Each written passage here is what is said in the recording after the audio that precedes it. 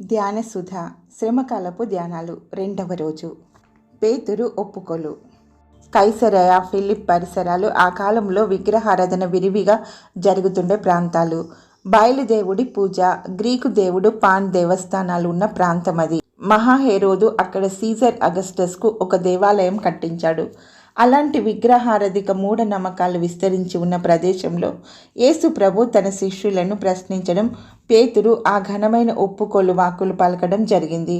బహుశా అక్కడ కనిపిస్తున్న సమున్నత దేవాలయ గోపుర నిర్మాణాలను చూస్తూ ఉన్నందువల్లనేమో యేసు ప్రభు నా రాజ్యం స్థాపిస్తాను అని కాకుండా నా సంఘాన్ని నిర్మిస్తాను అని పలికి ఉండవచ్చు. నేనెవరిని అని అడగడము కొంత విచిత్రంగా అనిపించవచ్చు. కానీ ఆయన ఎవరో స్పష్టంగా ఒప్పుకోవడము పాప విముక్తికి పునాది. రోమా 10:9-10.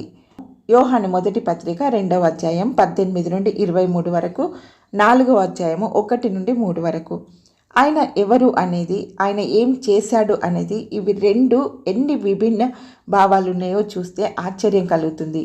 యోహాను 10:18. ఆయన ఏలియా అని మలాకి 4:5 ఆధారంగా యోహానని, ఇర్మియా అని ప్రజలు చెప్పుకోవడం వెనుక మనుషులు పునర్జన్మ ఎత్తుతారన్న భావం వారికి లేదు. మృతుల పునరుత్థానం ఉన్నదని యూదులు నమ్మరు గనక గత తరం ప్రవక్త ఎవరో బ్రతికి వచ్చారని వారు చెప్పుకుంటున్నారు. ఇర్మియా సున్నిత మనస్కుడైన విలాప ప్రవక్త. యేసులో ఈ లక్షణం ప్రస్ఫుటంగా ఉంది. అయితే వారు వీరు ఏం చెప్పుకుంటున్నారన్నది కాదు, నీవేమనుకుంటున్నావు? అందరి అభిప్రాయాలు సేకరించి వాటన్నిటిని బట్టి మనం అభిప్రాయం ఏర్పరచుకోవడం కాదు. మన మనసుకు ఏమి అనిపించిందో, దేవుడు నీకు నాకు ఏమి వెల్లడి చేశాడో దానిని బట్టి మన నమ్మకం ఉండాలి. తప్పైనా రైట్ అయినా ప్రజల అభిప్రాయాలు, తీర్మానాలు, వ్యక్తిగత నిర్ణయాల స్థానంలో ఉండరాదు. విశ్వాసానికి సంబంధించిన విషయాల్లో పేతురు తనకు దేవుని మూలంగా వెల్లడి అయిన సంగతి నోటితో ఒప్పుకుంటున్నాడు. నీవు సజీవుడగు దేవుని కుమారుడవైన క్రీస్తు. 16వ వచనం. కేవలం మనుషుల ఊహల్లో, కల్పనా కథల్లో మాత్రమే ఉండే దేవుళ్ళందరికీ భిన్నంగా యేసుక్రీస్తు ఉన్న దేవుడు లేక సజీవ దైవం అని అర్థం ఇచ్చే మాట ఇది. అంతేగాక మెస్సియా లేక అభిషిక్తుడు వస్తాడన్నది యూదుల చిరకాల వాంఛితం. భక్తిపరులైన యూదులంతా ఎదురు చూస్తున్నది దేవుని నుండి రానున్న ఆ క్రీస్తుని గురించే. ఆ క్రీస్తు నీవే అంటున్నాడు పేతురు.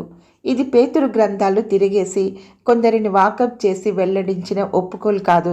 దేవుడే అతనిలో తలుక్కున మెరిపించి వెలిగించిన విశ్వాస జ్ఞాన జ్యోతి. అతనికి వెల్లడి చేయడం దేవుడు అతని పట్ల చూపిన అనుగ్రహం. ఇంతకుముందు ఎవరి నోటి వెంట ఇటువంటి విశ్వాసపు ఒప్పుకోలు రాలేదు. నతనీయేలు, యోహాను 1:49. యేసు తుఫానును అణిచినప్పుడు ఆయన శిష్యులు మత్తయి 14:33లో చాలామంది ప్రభువుని విడిచి వెళ్ళిపోయిన సందర్భంలో శిష్యులు యోహాను 6:68-69లో మొదలైన వారు ఇదే నమ్మకాన్ని ప్రకటించారు. మరి ఇంతకు ముందున్న వారి కంటే ఇది ఎలా భిన్నమైంది? ఎలాగంటే ఇక్కడ యేసు తానే స్పష్టంగా ఈ ప్రశ్న అడిగాడు. ఏదో గొప్ప అద్భుతాన్ని చూసిన భావోద్రేకంలో పేతురు ఈ వచనం పలకలేదు. దైవ ప్రేరణ పొందిన వ్యక్తి స్థిరంగా, స్పష్టంగా పలికిన అమోఘ వాక్కు ఇది. దానియేలు కారణంగా బబులోను చక్రవర్తి నెబుకద్నెజరు యెహోవా దేవుని మహిమను ఒప్పుకున్నాడు.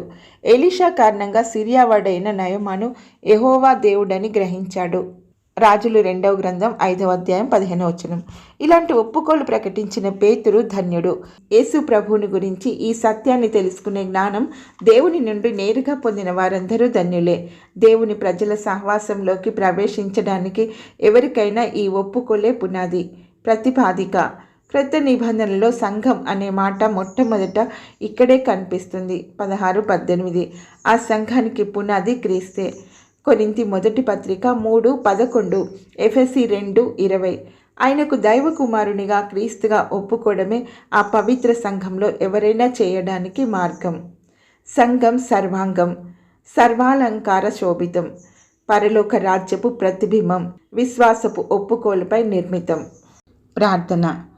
పవిత్ర సంఘానికి శిరస్సైన పరమ తండ్రి, అలనాడు పేతురుకు ఆత్మ ప్రేరణనిచ్చి విశ్వాస వచనాలు పలికించి పునీతుడిగా చేశావు. అదే వరం, అదే విశ్వాసం, అదే ఒప్పుకోలు మాకు, మా చుట్టూ ఉన్న మనుషులందరికీ అనుగ్రహించి మీ వారుగా మమ్మల్ని చేసుకోమని యేసు ప్రభు నామంలో ప్రార్థిస్తున్నాము. ఆమెన్.